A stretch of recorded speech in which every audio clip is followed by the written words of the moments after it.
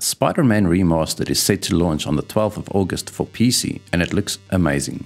Today we'll be going over the game's PC requirements, and we'll also find out how much it would cost you to play at the different settings, as outlined here. First we'll be going over the absolute minimum specs provided, and that is if you want to play at 720p at 30 frames per second. You'll also need to set the graphics quality to very low with these specs. We have the GPU listed as a GTX 950 or equivalent, the CPU as an i3 4160, RAM at 8GB and 75GB of free hard drive space. For a brand new PC game, these specs are pretty low, but then you need to remember that the performance and graphics fidelity will also be pretty low. So how much would it cost you to build a PC like that today? Well, lucky for you, I've provided multiple PC PartPicker lists, and you can find them in the description below as well. And while you're down there, why don't you hit that like and subscribe button? It's right there. The CPU is not exactly an i3 4160, but it does come pretty close in the form of an i3 4150. I couldn't find a 4160 on PC PartPicker, but there is very little difference between these two CPUs. We then have a BioStar TB85 motherboard, two 4GB G.Skill memory modules, a 500GB Seagate Barracuda hard drive, and a GeForce GTX 1050 Ti. This was the cheapest card I could find that meets the requirements of a 950, and it is a bit more powerful as well. So maybe you can bump up the settings just a little bit. The total for this build comes to $415. There is no power supply or case, as this video will focus more on upgrading existing systems than buying full systems from scratch. There is also no additional cooler in this build, as the 4150 comes with its own stock cooler. Now, to be clear, I'm not advising you spend this much money on these old components, as you'll see the value increase the further we progress in this video. This is just to outline how much a system like this would cost you if you want to build one that meets the exact system requirements listed at the different settings. Next up we have the recommended specs, and according to the developer, if you have a system similar to this, you can expect gameplay at 1080p 60 frames per second at medium quality settings. This doesn't necessarily mean it will be a locked 60 frames per second experience. I think these numbers are more of an average, and it will be higher and sometimes a bit lower than this. For the recommended specs, we have a GTX 1060 6GB version or RX 580, a Core i5 4670 CPU, 16GB of RAM, and 75 gigs of free SSD space. I managed to find all the components to be able to build this exact system, but boy is it a very bad value for money. You can thank the prices of the 10 series cards for that.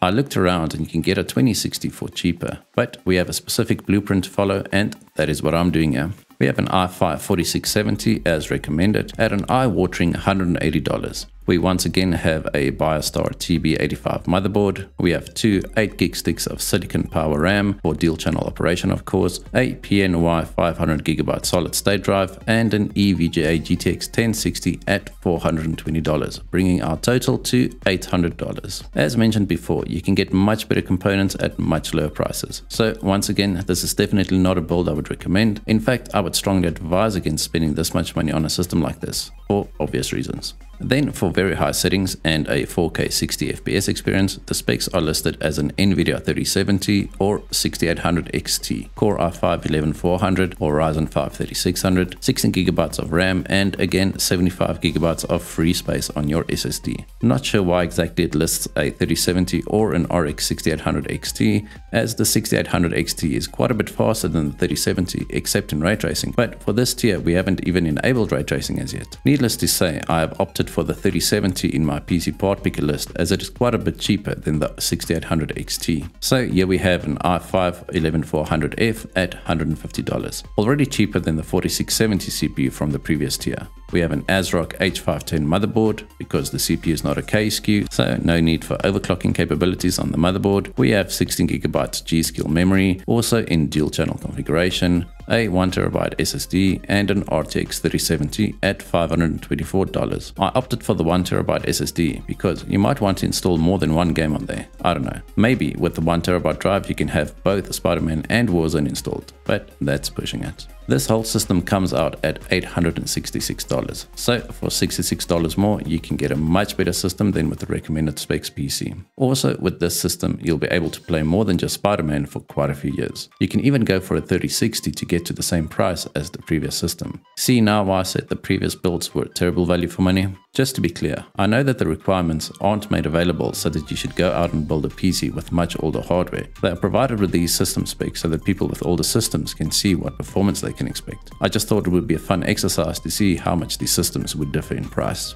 Alright, next up we have the amazing ray tracing PC specs, which means 1440p at 60 frames per second or 4K at 30 frames per second. And this doesn't differ too much from the very high specs, except if you are rocking an AMD GPU apparently, as here you would need either a 3070 or a 6900 XT. In rasterization performance, the 6900 XT absolutely destroys the 3070, but it also costs a whole lot more. Ray tracing does even the performance out a little bit, but to be honest, if I got 3070 like performance on a 6900 XT, I would just disable ray tracing and enjoy an overall better gaming experience. But the specs are listed as they are, and we are not allowed to change that one bit at all for no reason. Anyway, the CPU here is listed as an i5-11600K or Ryzen 7 3700X, 16GB of RAM and 75GB of free SSD space. So looking at PC PartPicker, you can see I changed a few things here.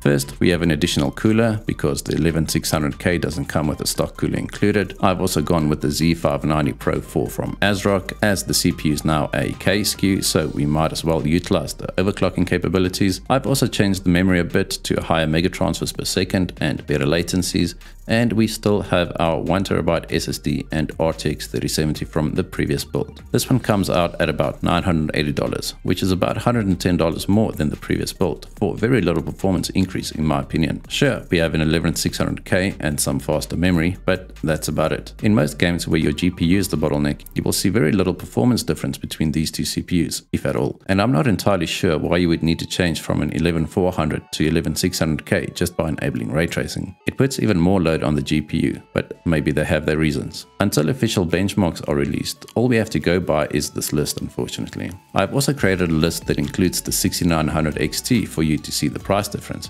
And as you can see, it comes to $1,250, roughly $270 more than the 3070 build. That's a pretty steep increase in price for theoretical identical performance in this title. Lastly, we have the specs listed for ultimate ray tracing, and this one baffles me a bit. To achieve 60 frames per second at 4K, you would need an RTX 3080 or RX 6950 XT. Core i7-12700K or Ryzen 9 5900X CPU, 32GB of RAM and still the 75GB space available on your SSD. The reason why this baffles me is once again we are increasing the graphical settings, but we have a major jump in the CPU requirement here. Another thing that seems out of place is this is a console port, and as we all know, consoles run on AMD hardware. So why then would this game so heavily favor Intel and Nvidia? Just to be clear, I'm not an AMD fanboy at all. In fact, I'm running a 12700K and 3080 in my personal rig, but it just seems very strange that for a console port, AMD hardware seems to be a bit off the pace in this title. Anyway, let's get to the PC PartPicker list. For this one I went with the 5900X as it was a bit cheaper than the 12700K. I also included an EVGA 360mm AIO as the 5900X does run a little bit warmer than the 11600K from the previous build. Here we have an ASRock X570 motherboard, although you can use a cheaper B550 board and the 5900X will still be fine. I personally used an MSI Mag Mortar B550 for my 5900X and it performed perfectly, with the VRMs never even reaching 50 degrees Celsius. We also have 32GB of RAM, and here I went for 4 8GB sticks, as 3rd gen Ryzen does perform a bit better with 4 sticks of RAM, due to it then running in dual rank dual channel mode. I also have the MSI 3080 12GB Ventus OC GPU, and that gives us a total of $1,436. This is about $500 more than the previous 3070 build, but I would guess that even with the 11600K system and a 3080, you would be fine at this tier. Once again, only official benchmarks will tell, but if my guess is correct, then you only need to spend $200 more than the previous build to be able to run at 4K 60fps with ultimate ray tracing settings. I've also included a list with the 6950 XT for reference, and the total comes to about $260 more than the 3080 build. So in conclusion, I just want to say that you absolutely shouldn't go out and buy PC hardware specifically for a single game, especially not a single player game that you will stop playing after a few months. If you have to upgrade your system to play this game, look at the combinations that make more sense and that will last you for a while at least, as you will be playing other games once you are done with Spider-Man. Hopefully. Look at your budget, then look at these lists and think ahead before making a purchase. If you have the extra $200 to spare, then the 6800 XT is a far better choice than the 3070 in the long run in my opinion, and so would the 3080B. Sure, the 3070 has decent RT performance, and with DLSS the performance gains are extremely good for Nvidia cards, but with more and more games supporting FSR, and FSR 2.0 out now, DLSS becomes less and less of a selling point for Nvidia, as FSR works on video cards as well. DLSS does look a little bit better than FSR still at this point, but I think ray tracing and upscaling advantages are slowly becoming less and less important, especially with the next generation of GPUs from both companies right around the corner. Allegedly. Right, and that's it for this video. Hope you guys enjoyed it. If you did, remember to hit that like and subscribe button, and as always, I hope to see you guys in the next one.